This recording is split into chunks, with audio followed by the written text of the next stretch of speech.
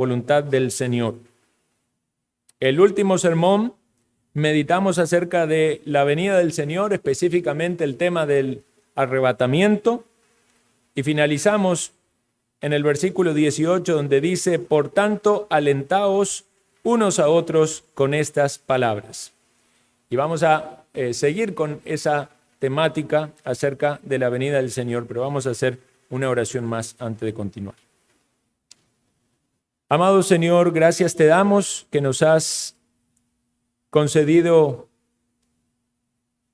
este momento para abrir tu palabra, para continuar en el estudio de esta carta. Gracias, Señor, porque tu palabra es viva y eficaz, porque suple la necesidad de nuestra alma y de cada uno en particular. Tu Santo Espíritu obra en nuestros corazones. Y nos disponemos, Señor, como meditábamos en esta mañana, para poder adorarte a ti, quien eres digno de toda adoración. Y yo pido, Señor, que me ayudes a mí a exponer con claridad, sencillez y eficacia este mensaje. Que podamos, Señor, ser animados, exhortados y desafiados, Señor, para seguir adelante, firmes en la fe, para crecer, para conocerte más y mejor, para corregir lo que sea necesario corregir en nuestras vidas. Reconocemos cuánto nos falta, muchas de nuestras debilidades, lo que podemos ver y quizás tú nos muestras más hoy. Ayúdanos, Señor, a avanzar. Derrama tu gracia. Bendice, Señor, a todos los que aquí están presentes, a los que sigan también esta transmisión. Concédenos humildad, Señor, para recibir tu palabra y para ponerla en práctica. No permitas, oh Señor, que nos vayamos iguales, que caiga esto en saco roto, confiando en la promesa de que tú, Señor, envías tu palabra y cumples el propósito que tienes con ella. En eso descansamos y te damos a ti la gloria y la honra en Cristo Jesús. Amén. Vamos a leer entonces, hermanos, capítulo 5, versículos 1 al 11. Pero acerca de los tiempos y de las ocasiones, no tenéis necesidad, hermanos, de que yo os escriba, porque vosotros sabéis perfectamente que el día del Señor vendrá así como ladrón en la noche. Que cuando digan paz y seguridad, entonces vendrá sobre ellos destrucción repentina, como los dolores de la mujer encinta, y no escaparán. Mas vosotros, hermanos, no estáis en tinieblas, para que aquel día os sorprenda como ladrón. Porque todos vosotros sois hijos de luz e hijos del día. No somos de la noche ni de las tinieblas. Por tanto, no durmamos como los demás, sino velemos y seamos sobrios. Pues los que duermen, de noche duermen, y los que se embriagan, de noche se embriagan. Pero nosotros, que somos del día, seamos sobrios, habiéndonos vestido con la coraza de fe y de amor, y con la esperanza de salvación como yelmo. Porque no nos ha puesto Dios para ira, sino para alcanzar salvación por medio de nuestro Señor Jesucristo, quien murió por nosotros, para que ya sea que velemos o que durmamos, vivamos juntamente con Él. Por lo cual, animaos unos a otros y edificaos unos a otros, así como lo hacéis. Hasta aquí llegamos entonces. Comienza este pasaje hablando acerca de los tiempos y de las ocasiones. No podemos saber con total exactitud cuáles eran los problemas doctrinales o las cuestiones de dudas en estos hermanos. Pero recordamos que vimos en los versículos anteriores que Pablo expresa desde lo profundo de su corazón que no quería que ellos permanezcan en ignorancia. Y hablamos en su momento de que posiblemente ellos habían oído algún tipo de enseñanza que de alguna manera los confundía respecto a qué era lo que pasaba con aquellos que eran creyentes pero habían muerto. Por eso el apóstol le había dicho antes, no os entristezcáis acerca de los que duermen como los otros que no tienen esperanza. Entonces allí había algún tema puntual específicamente donde era necesario una clarificación. En este versículo el apóstol parece más bien dejar en claro que en este tema, en el tema de los tiempos y de las ocasiones, realmente ellos no tenían gran necesidad de que sea esto aclarado. Y obviamente eso tenía que ver con la enseñanza que en su momento habían recibido.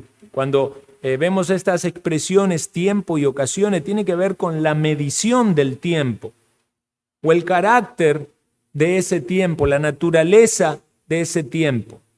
Bueno, ustedes saben, hermanos, que cuando se habla de la venida del Señor, esto ha sido un motivo de especulación y a lo largo de la historia del cristianismo ha provocado que una gran cantidad de personas empiecen a vaticinar fechas de cuándo va a ser la venida del Señor Jesucristo. Y sabemos, ¿verdad?, de sectas que hasta ponen fechas específicas y eso no se ha cumplido. Y aún así, todavía algunas de esas sectas continúan allí con muchos de sus fieles que si tan solo leyeran en la propia historia de esa secta verían que no se cumplieron esas profecías que sus líderes máximos habían propuesto. Ni que hablar de algunas otras, ¿verdad?, que llegaron a cosas aún mucho más graves.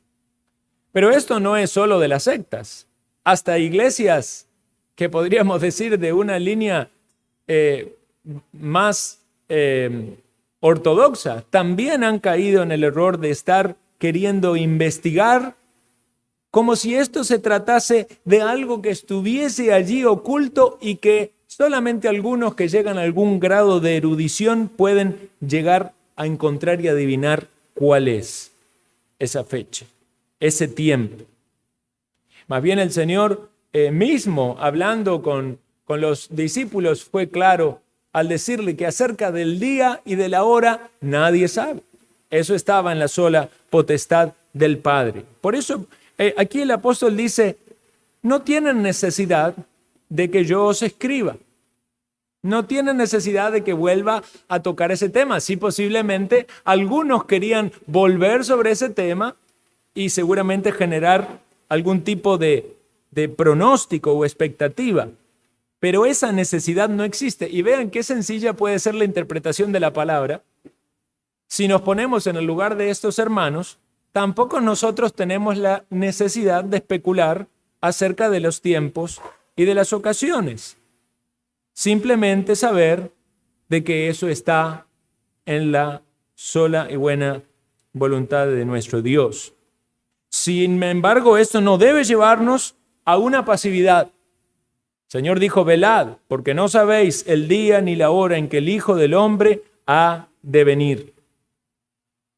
Entonces, el hecho de no saber precisamente parece ser la voluntad del Señor. Eso nos llevaría a velar con más dedicación. ¿Qué pasaría si alguien le dice, vea, ya tengo el dato, ¿verdad? Supuesta revelación, ¿verdad? Ya tengo el dato. El Señor va a venir en el año 2145. Eso puede ser para algunos simplemente decir, falta mucho. Yo no, ni siquiera voy a estar vivo. Y pensar entonces que ya puedo vivir de una manera más laxa. ¿Por qué? Porque falta mucho. ¿O qué pasaría si alguien le dice, ya tengo el dato, el Señor viene esta semana? ¿Qué cambios haría usted en su vida durante esta semana para que el Señor no le agarre quizás con cosas que todavía no no están bien en su vida. Eso como cuando se habla de la muerte, ¿verdad? Alguien piensa que va a vivir mucho tiempo, pero le dan el pronóstico de que va a morir en un corto plazo y enseguida, ¿verdad? Es el pánico a las cosas que hay que corregir. Entonces, ¿no será más bien que el Señor, en su buena voluntad, ha dejado eso allí en suspenso, como pasa con nuestra vida, con saber, ¿verdad? Hasta qué momento vamos a estar en este mundo? Así también con su venida, para que haya una expectación de la venida del Señor y esto pueda de algún modo funcionar a favor de nosotros, llevándonos a vivir en el temor de lo que implica esa inminente venida, la inminente venida del Señor. Y no solamente inminente, sino que es algo repentino. Dice el versículo 2, porque vosotros sabéis perfectamente que el día del Señor vendrá así como ladrón en la noche. Y el ejemplo aquí es muy sencillo. Un ladrón no avisa para venir. Ciertamente, si el ladrón va a ir, va a procurar más bien el momento en el que menos lo esperan. Y por eso también en Mateo 24 se utiliza esa comparación, ¿verdad? Cuando dice, si el padre de familia, Lucas, 12, si el padre de familia supiese a qué hora el ladrón ha de venir, ciertamente velaría y no dejaría minar su casa. Ese es el llamado, a velar, a estar atento, pensar que el Señor viene en cualquier momento. Y eso es lo que el Señor quiere, que nosotros velemos, que nosotros estemos atentos. Consideramos antes acerca de aquellos que mueren, ¿verdad? Duermen en el Señor, están muertos, están en la presencia del Señor, pero sus cuerpos van a ser resucitados. Ahora la consideración, ¿qué pasa con los vivos? Bueno, tenemos que estar atentos porque eso puede suceder de manera inminente. Ahora dice aquí, hablando de cierto grupo de personas, que podríamos preguntarnos quiénes son, dice, cuando digan paz y seguridad, entonces vendrá sobre ellos destrucción repentina, como los dolores a la mujer encinta, y no escaparán. Bueno, estamos hablando, de acuerdo al versículo anterior, del día del Señor. Esa expresión del día del Señor se habla una vez en la Escritura en el sentido del día de reposo cristiano o el domingo, pero se habla numerosas veces en un sentido escatológico del advenimiento, la segunda venida del Señor, esa venida que será como ladrón en la noche.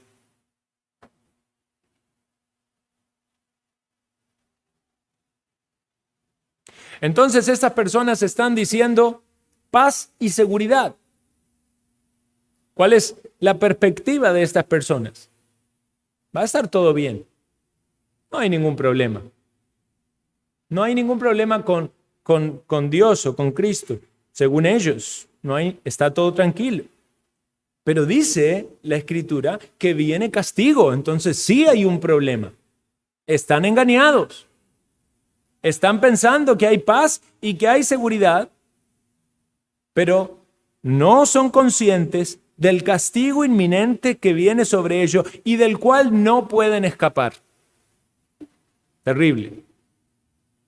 En Mateo capítulo 24, ese pasaje, se habla varias cosas que podemos pensar, en algún sentido tienen un cumplimiento en la destrucción de Jerusalén en el año 70, pero algunas cosas nos hacen pensar en la segunda venida del Señor.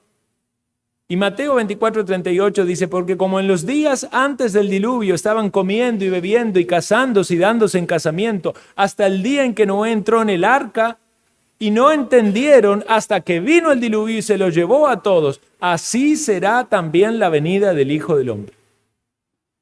Entonces, ¿cuál es la figura que se presenta allí? La descripción, el cuadro. Que las personas estaban en su vida normal, en sus quehaceres, en sus ocupaciones. De hecho, las cosas que allí se mencionan no necesariamente son malas ni pecaminosas. Comer, beber, casarse. Parecía ser que la sociedad allí sí era una sociedad corrupta porque el Señor vio eso y quiso, en su juicio, traer al hombre sobre la faz de la tierra. Pero lo peor es que no había una consideración de Dios. No todo lo que hacían necesariamente era malo, pero no había una consideración de Dios y su voluntad. Solamente Noé halló gracia a los ojos de Dios, él y su familia. Entonces también nosotros debemos considerar que la venida del Hijo del Hombre puede ser cuando nosotros estemos haciendo las cosas que cada persona hace en este mundo, que son lícitas. Comer, beber, casarse, no hay nada de malo en eso. De hecho, 1 Corintios 10:31, cuando nos habla de cuál es la voluntad del Señor, utiliza los mismos primeros dos ejemplos. Sea que comamos o que bebamos, hacerlo todo para la gloria del Señor. Podríamos también añadir ahí, ¿verdad? Si alguien se va a casar, que se case para la gloria de Dios. Pero todas esas actividades que podríamos decir naturales de la vida, del orden natural de la sociedad y que son lícitas, no son pecaminosas, el creyente las debe hacer para la gloria de Dios, para honrar a Dios. El impío participa aún de las cosas lícitas, pero no está buscando la gloria de Dios. Entonces vean dónde está la sorpresa. Ahí está la manifestación de el Hijo de Dios que va a hallar a las personas en su vida para ellos mismos. No están buscando la gloria de Dios, ni que hablar de las razones válidas del castigo divino acerca de los pecados en los cuales cada uno de ellos están. No está el énfasis aquí en eso, simplemente en lo repentino que será la venida. Pero vean qué interesante el versículo 4. Se refiere una vez más a los creyentes, le dice hermanos. Dice, mas vosotros, hermanos, no estáis en tinieblas. Y eso nos da luz en el entendimiento del pasaje.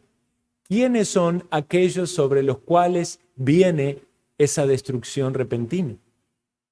Son aquellos que están en tinieblas. Aquellos que están en tinieblas. ¿A quién es que va a sorprender ese día de la venida del Señor? A aquellos que están en tinieblas.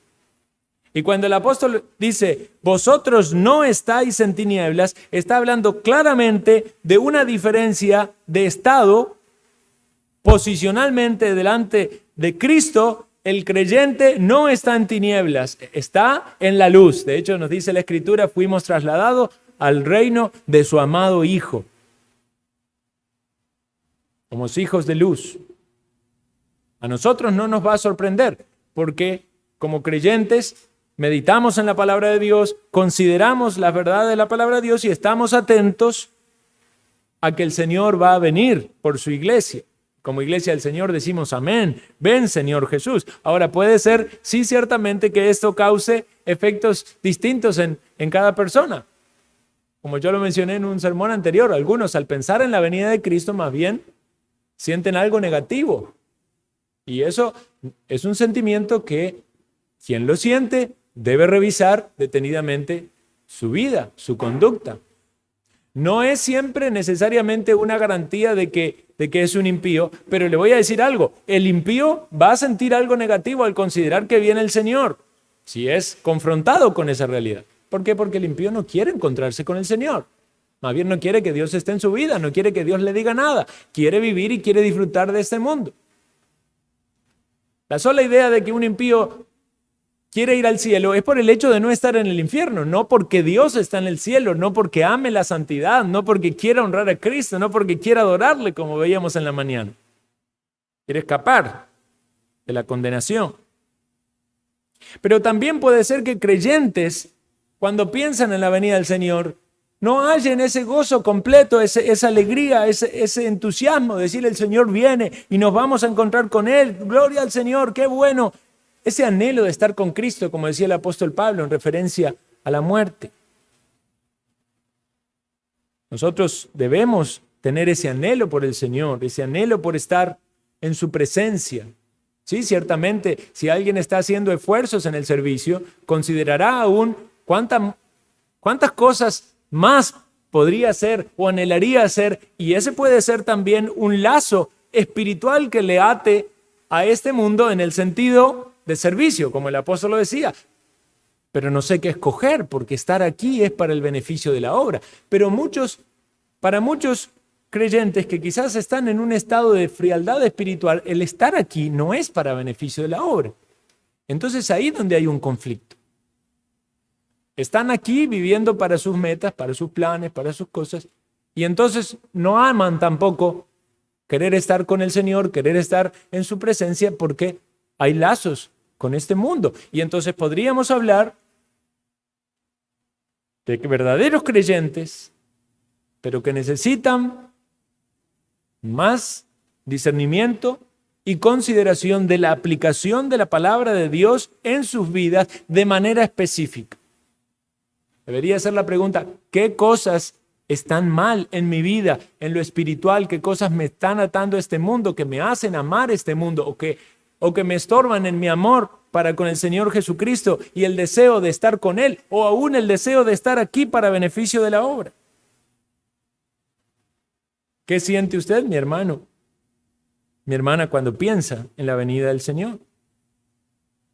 ¿Lo sorprende en algún momento esta idea de que la venida lo sorprenda? Eso es algo que debería aplicarse a los que están en tinieblas. No debería sorprender a los cristianos.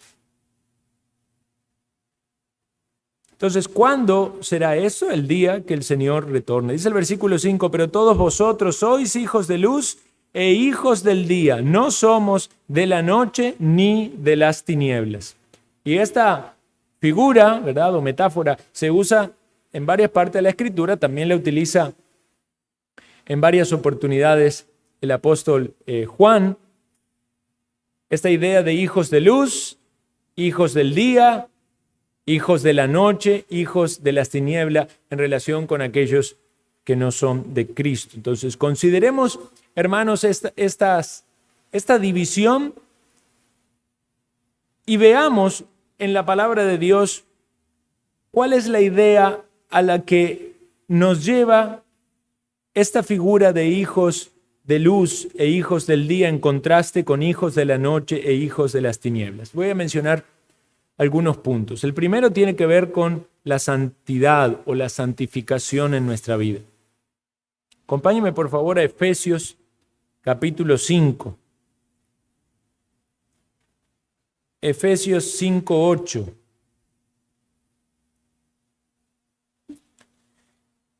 Dice así: porque en otro tiempo erais tinieblas, mas ahora sois luz en el Señor. Es interesante ahí cómo se plantea. Otro pasaje dice que somos luminarias, ¿verdad?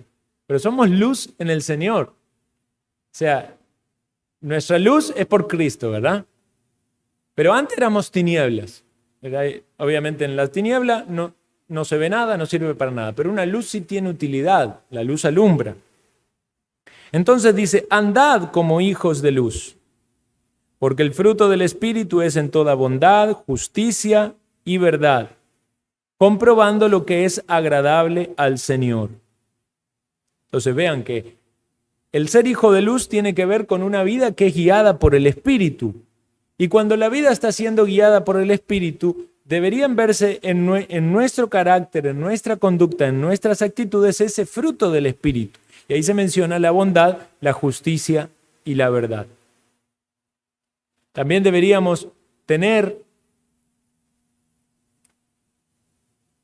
o poder comprobar aquellas cosas que son agradables al Señor. Muchas veces la gente está en una especie de duda constante y de insatisfacción constante, y es como que no pueden tener la seguridad de hacer algo con paz delante del Señor. ¿Puede usted comprobar lo que es agradable al Señor? En lo que consiste en su vida, en lo que usted hace, en su rol como esposo, como esposa, como padre, madre, hijo, como trabajador, como hermano en la iglesia. ¿Puede ir usted comprobando la voluntad de Dios en su vida a medida de que va interactuando en este mundo y por medio de esa obra del Espíritu Santo usted va sintiendo el gozo de que Dios bendice la obediencia? de que hay fruto en su vida.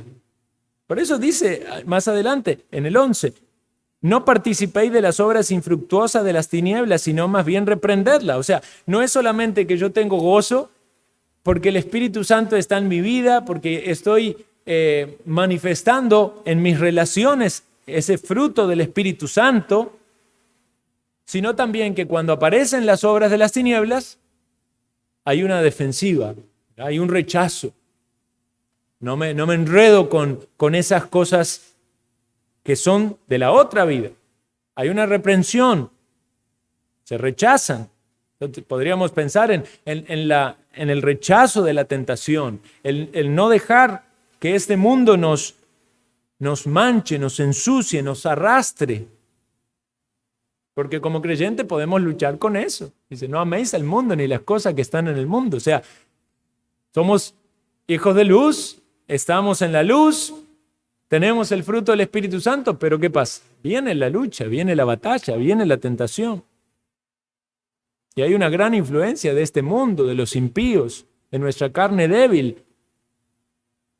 Dice el versículo 12, porque vergonzoso es aún hablar de los que ellos hacen en secreto. Y cuando dice ellos, tiene que ver con los que están en tinieblas, pero ellos de algún modo también son una tentación, porque quieren hacernos partícipes. Por eso dice, y no participéis en las obras infructuosas de las tinieblas. Es el versículo 13, más todas las cosas cuando son puestas en evidencia por la luz, son hechas manifiestas, porque la luz es lo que los manifiesta todo. Y pensamos en la luz primariamente como Jesucristo, ¿verdad?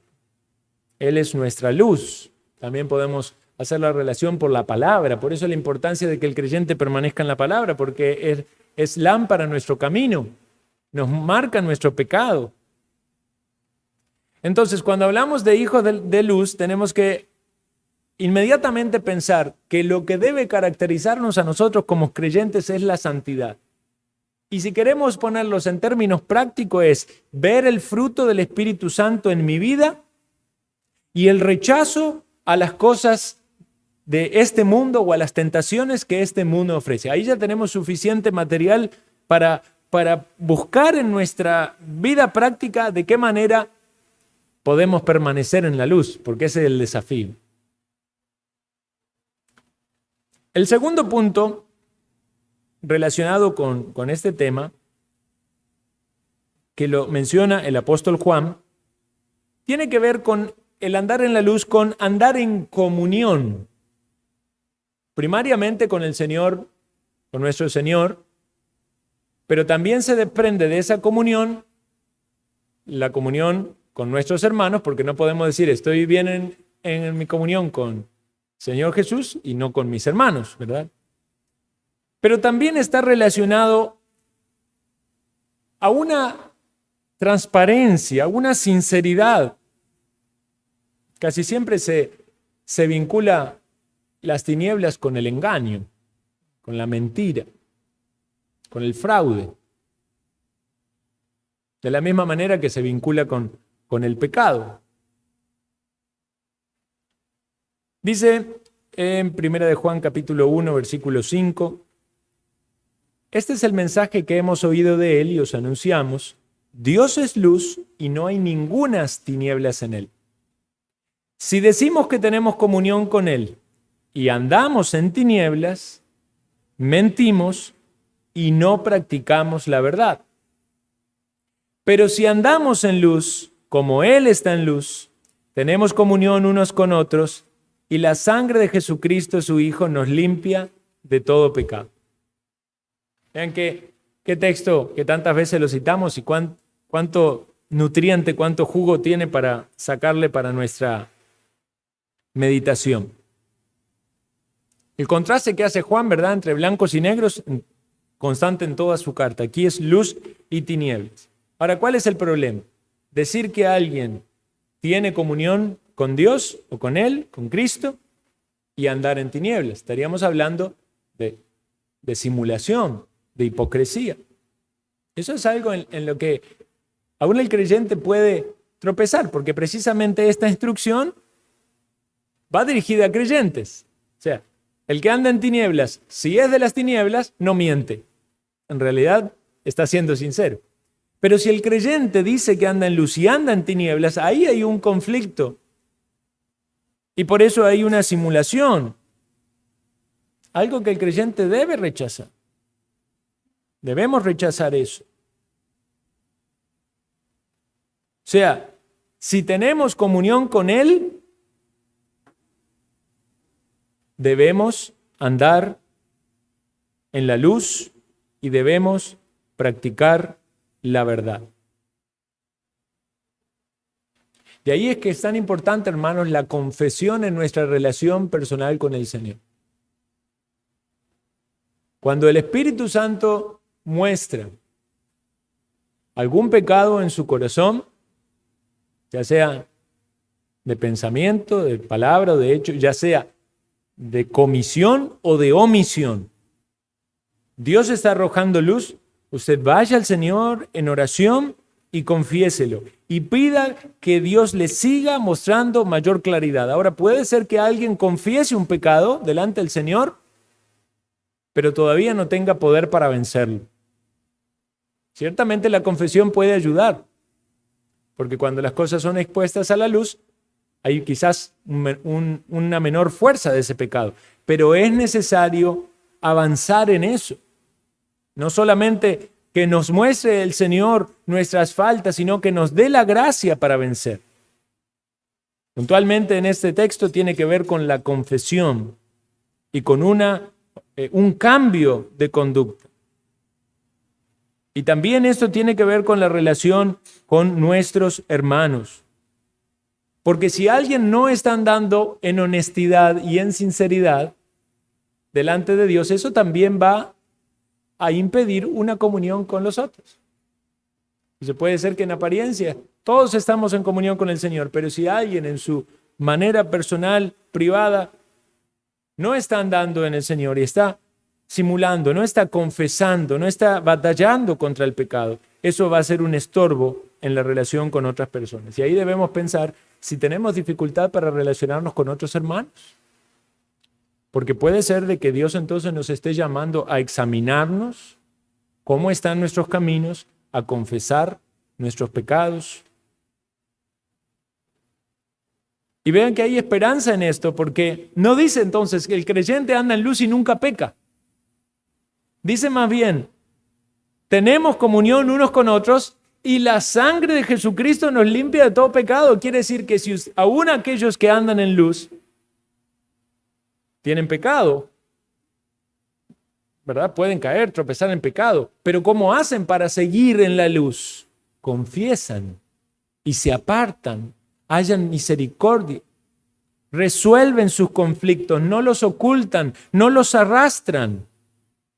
Por eso Dios nos pone en una iglesia, hermanos, porque en la iglesia tenemos la instrucción de la palabra, la exhortación, somos llamados a recapacitar de nuestras faltas, pero tenemos también un grupo de apoyo, el cuidado pastoral y hermanos y hermanas con los cuales compartir nuestras luchas y batallas y muchas veces hasta solucionar problemas.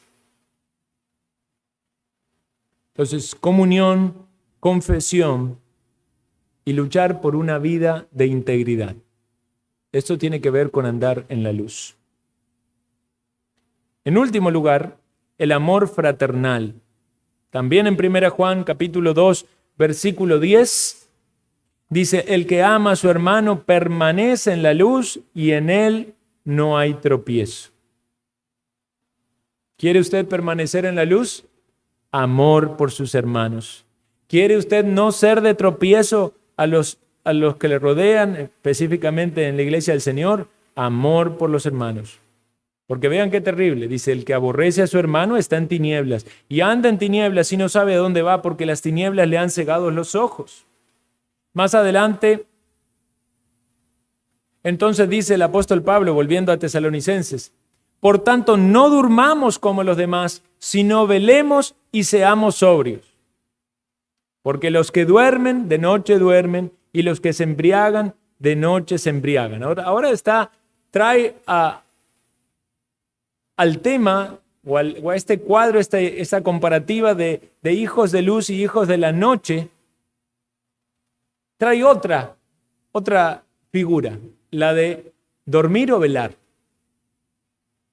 Ahora, no es dormir como lo vimos antes, ¿verdad? Que dice que los que duermen en Cristo, ¿verdad? Que no entristezcan por los que duermen. No, ahora se está refiriendo a aquellos que duermen espiritualmente, que están en su ceguera espiritual, podríamos decir en otras palabras. Por eso habla de esta idea de sus vicios, se embriagan, prefieren la oscuridad.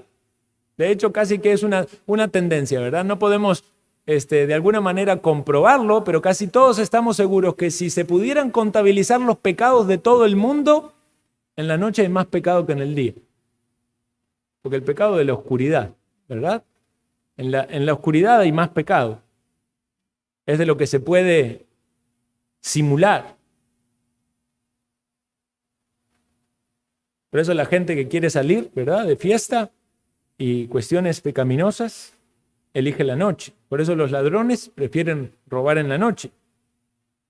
Por eso muchas maldades se hacen en oculto. Y quizás eso entonces nos ayuda a considerar cuán antagónico debe ser la actitud del cristiano frente a esta lucha que hay. Porque si entonces nosotros, siendo hijos del día, entramos en ese mismo sueño espiritual que los que están en el pecado y abrimos la puerta a los vicios, vamos a terminar en la noche, en las tinieblas. ¿Cuál es entonces la actitud correcta del pueblo de Dios? Ser sobrios, velar. ¿Recuerdan lo que decía el Señor? Velad para que no entréis en tentación. Nosotros que somos del día, seamos sobrios, habiéndonos vestido con la coraza de fe y de amor, con la esperanza de salvación como yelmo. Vamos a meditar en eso en un momento. Pero consideremos esta idea de dormir. Es vivir como si no importase el día de la venida del Señor. Un relajamiento moral y espiritual. ¿Recuerdan la descripción que hace el Evangelio acerca de las vírgenes necias que tenían que tener el aceite en sus lámparas cuando llegaba el novio, pero no se preocuparon por el aceite y se durmieron? No estuvieron atentas. Cuando se despertaron, ya no necesitaban el aceite y fueron a buscar el aceite, ya era tarde. No estaban preparados. Tenemos que pensar en esos cuadros y relacionarlos con nuestra vida espiritual. ¿En qué sentido no estamos preparados? Estamos dormidos, aletargados. En contraste, velar significa estar conscientes de la necesidad de corregir las deficiencias en nuestra vida, de estar atentos frente a los ataques del enemigo, de encender la lámpara, de ceñir los lomos, una actitud atenta, vigilante. Es como cuando uno maneja, ¿verdad? Todos los recaudos que hay, ¿verdad? De estar atento al volante, de llevar las manos, ¿verdad?, en el volante, y saben las cantidades de accidentes de tránsito que suceden hoy en día por el uso del celular. Yo recuerdo que escuchábamos un programa de radio muchos años atrás, casi no había internet todavía, escuchábamos un programa de radio por onda corta, y una radio cristiana, y el locutor tenía un programa a las 6 de la mañana, entonces decía versículos de la Biblia y palabras de ánimo y todo, y siempre recuerdo que él decía: usted que va al trabajo, maneje a la defensiva. Entonces yo pensaba, ¿verdad?, ¿qué es manejar a la defensiva? Es estar velando, atento, porque no es que usted va a chocar a alguien, es que en algún momento alguien lo va a chocar a usted. Si pudiéramos considerar eso en nuestra vida espiritual, no es solo lo que usted puede hacer malo, es también usted puede ser ofendido, usted puede ser despreciado.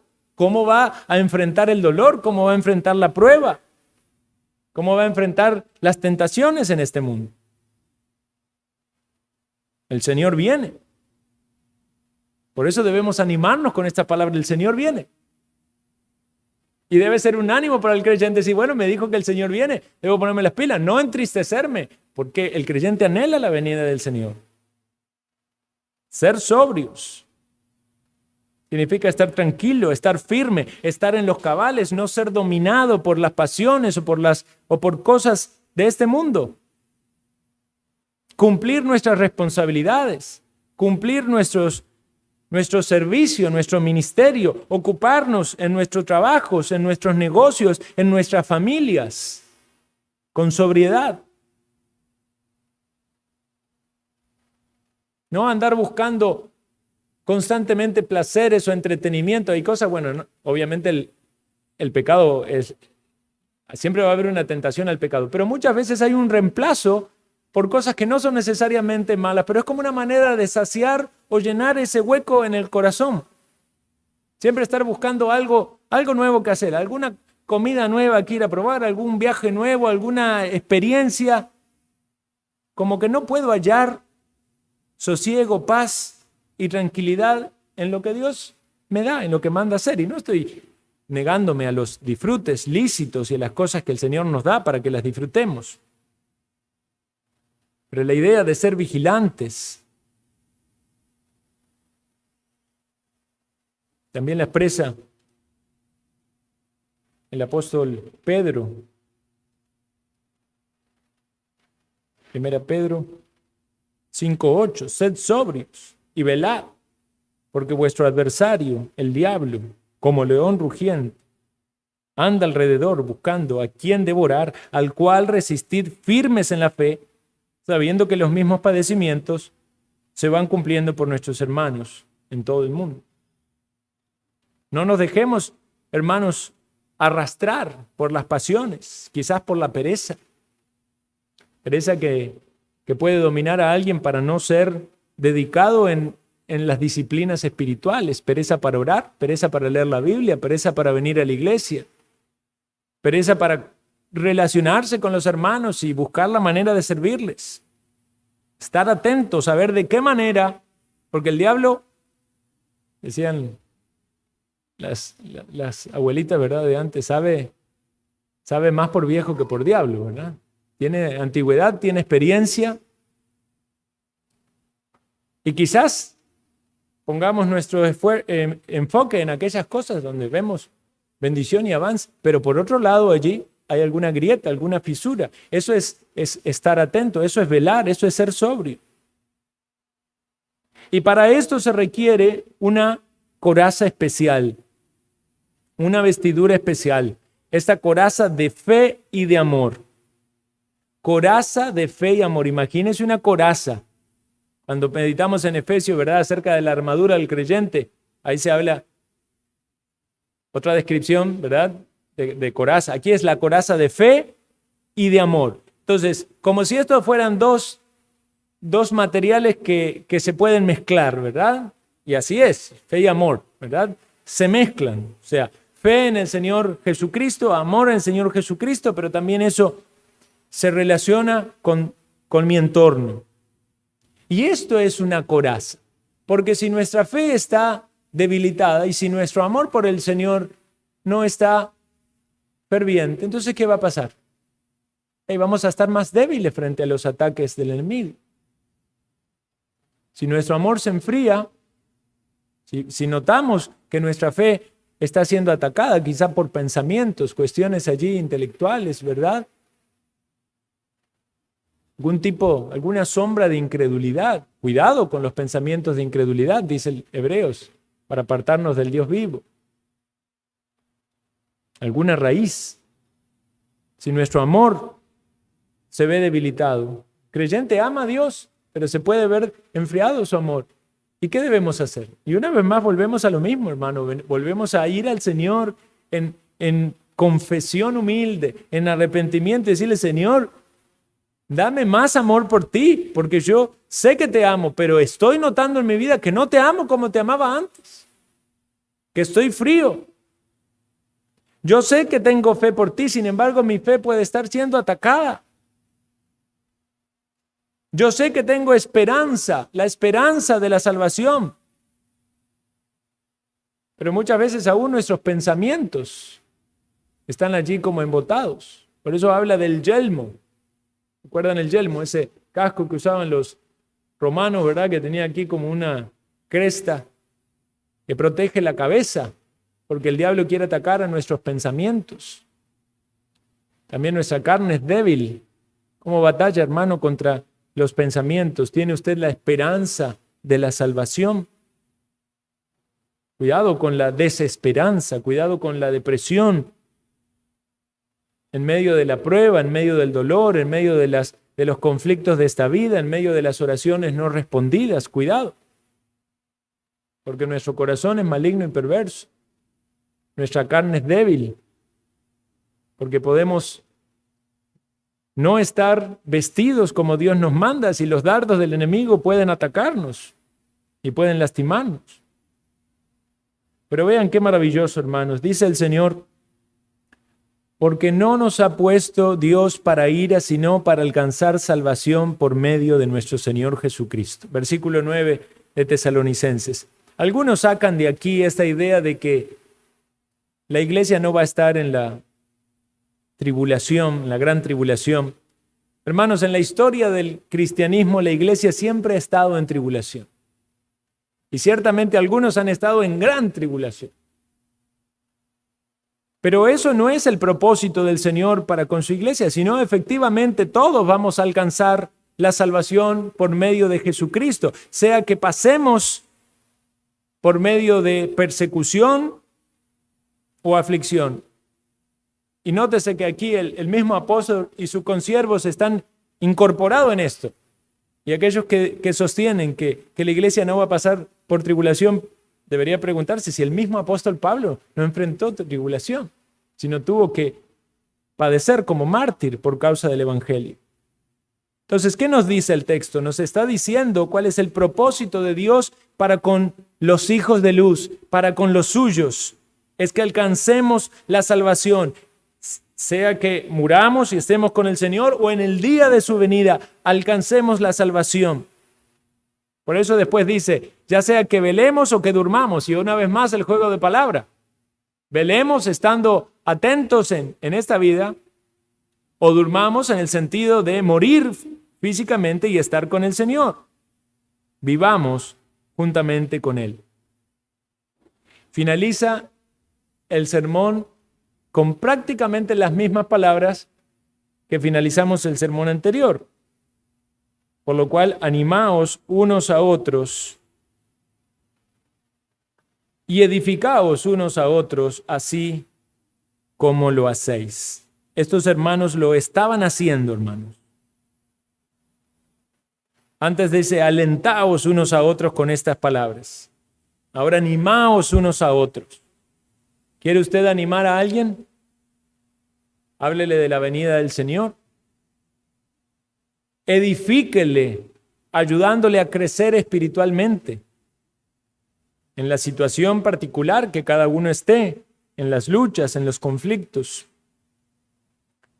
Comparta el evangelio para que las personas estén seguras de que son hijos de luz y andan en la luz.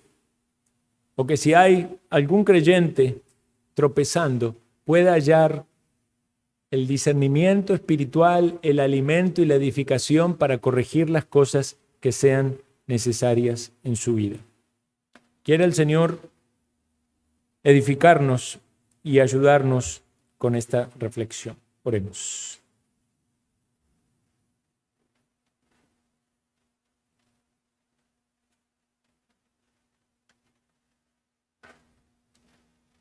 Señor Dios, queremos una vez más pedirte, suplicarte, que tu palabra obra en nuestros corazones y en nuestra mente, santificándonos, exhortándonos,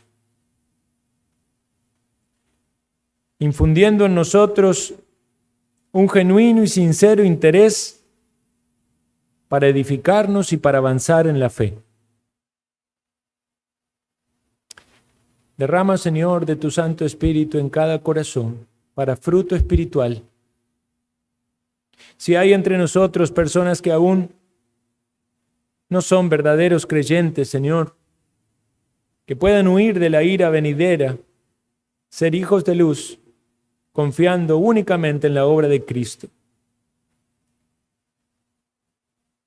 Y si entre los hijos de luz alguno está tropezando, oh Señor, dale en esta tarde el aliento, el ánimo y la fuerza para apropiarse de todos los medios que tú provees para vencer, para triunfar en la fe, para llevar a ti gloria y honra. Socórrenos, Señor, en nuestra debilidad.